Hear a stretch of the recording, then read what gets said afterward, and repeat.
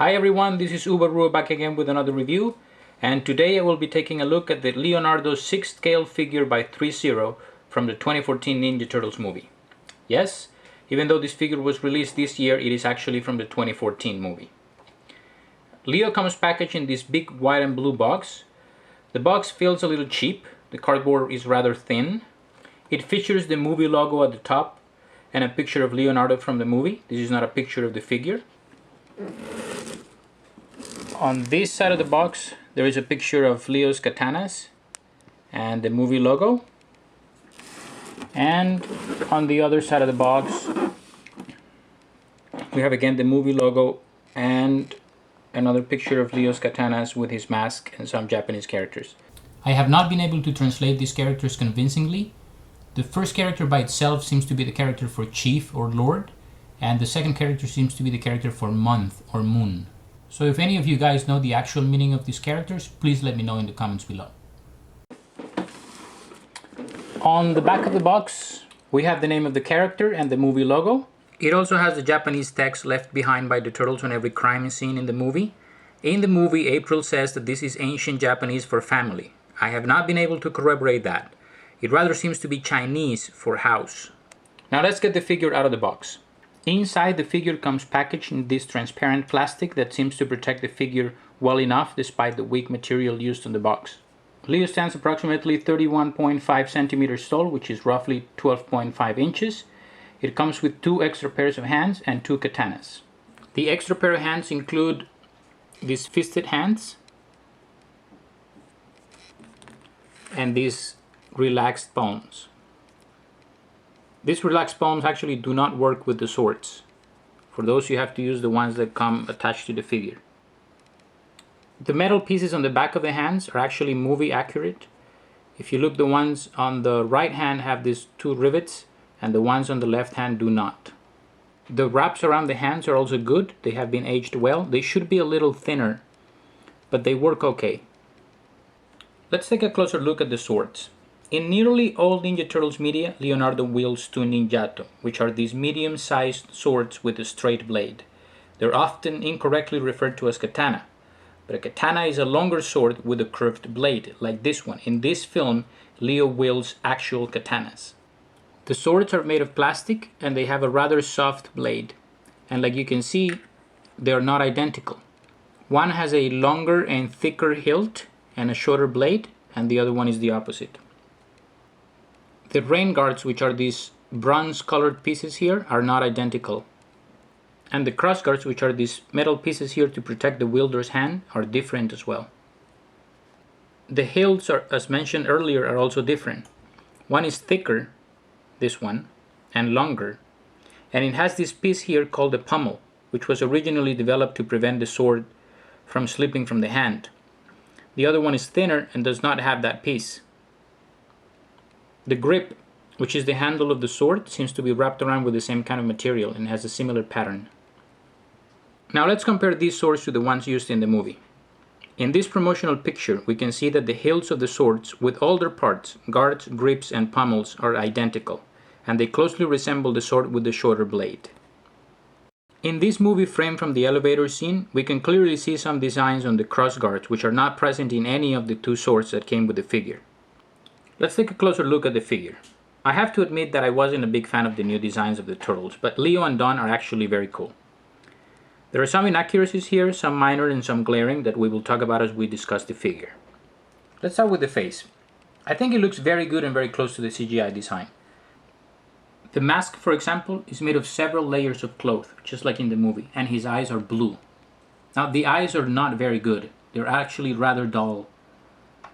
They don't have enough depth to the color. They should have made them glossier to give it that translucent effect, like a real eye. The other problem here is the color of the top of the head. It is a much brighter green than the rest of the figure. None of the greens used throughout the figure, none of the shades of green, are similar to that one.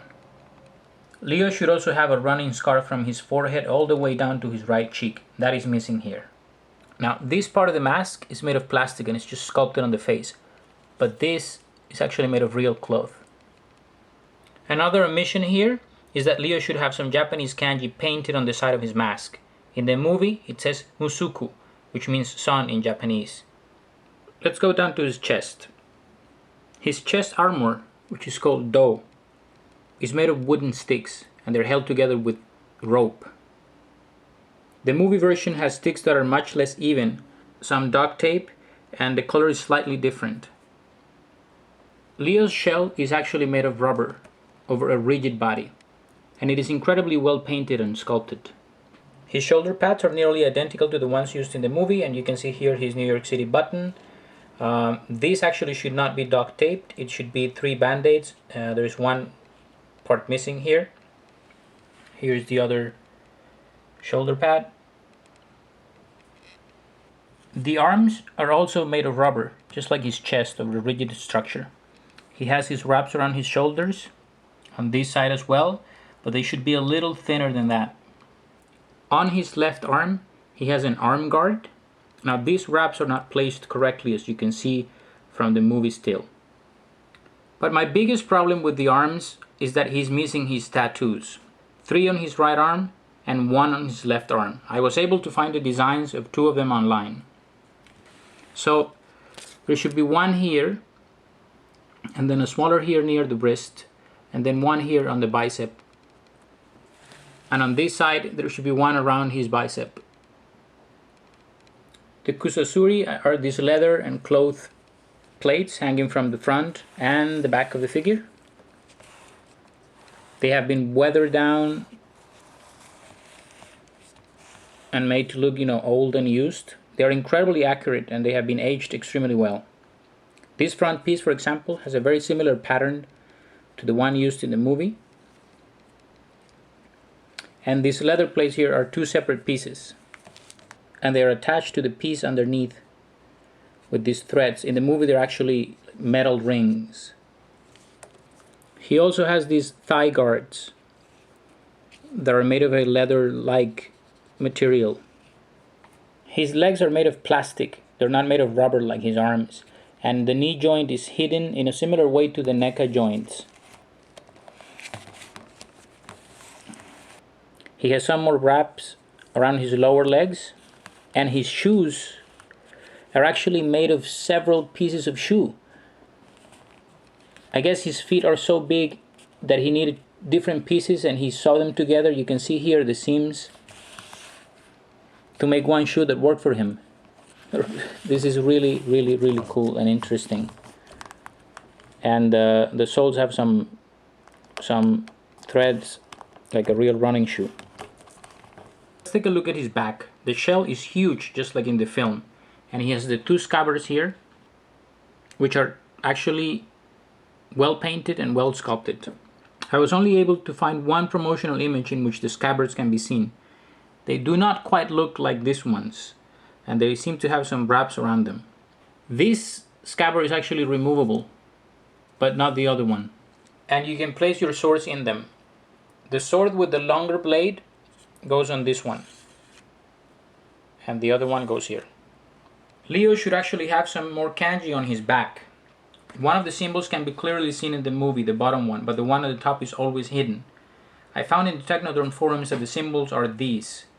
The first one means shinobu, as in ninja, and the second one means child. As far as articulation, Sideshow Collectible claims that there are 25 points, but it is difficult to tell with some of the articulation being internal. The head is on a ball joint. The arms can be raised to a right angle, and they're on a ratcheted joint, and they can also rotate, but they're hindered by the shell in the back and by the shoulder pad in the front. There is a single joint in the elbow, which is ratcheted, and the hands are on ball joints, so they rotate freely. They have good range, and because this is made of rubber, it doesn't hinder the range of movement. Now he can move his leg forward about that much, but he cannot move the leg backwards. It stops, I guess, because of the shell. The knee has a ratchet joint that goes about 90 degrees, and the feet seem to be on a ball joint, and they are removable apparently. And there is also articulation in the torso, which seems to be a ball joint, but there is not a lot of range in here, probably because of all the pieces and also the rubber skin. Let's do some comparison shots. Here is the basic figure Leonardo by Playmates, and here is the Hot Toys Christopher Reeve Superman. Overall, I quite like this figure. I like the design. I think he looks badass. The only inaccuracy that really bothered me was the missing Japanese symbols on the bandana and the back of his shell. Especially because this figure came so long after the fact that it is almost inexcusable that they missed those.